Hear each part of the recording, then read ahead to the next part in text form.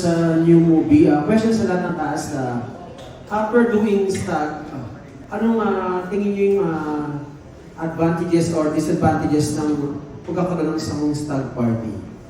Ano yung na-realize nyo ang pagkakaroon ng stag party?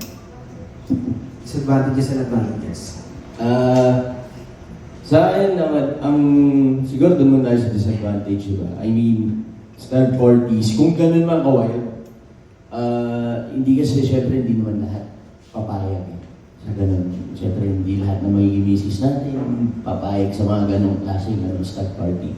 Ang advantage lang doon is, siguro in a way, makakatulong siya para itayo na yung sarili sa tukso once na nag-commit ka na. Although I'm not completely supporting the idea, pero I think makakatulong siya.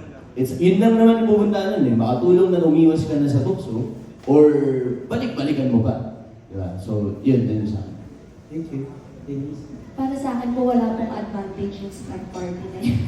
Puro disadvantage lang po yun. Kasi sinasabi po nila huling kasalanan, di ba?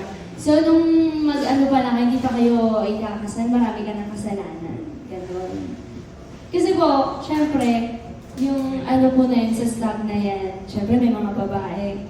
So, mas pipiliin mong mag-cheat bago ka ikasal. Yun po sa akin, di po ako pabor dyan. Cancel. Charot. Yes. Sa akin naman, ang advantage niya parang doon mo masusubok yung loyalty mo sa kapartner mo. So yung disadvantage naman, yun, kung matutokso ka, yun na yun. Yun lang. Ako, depende siya sa tao and depende siya sa situation. Yun lang po.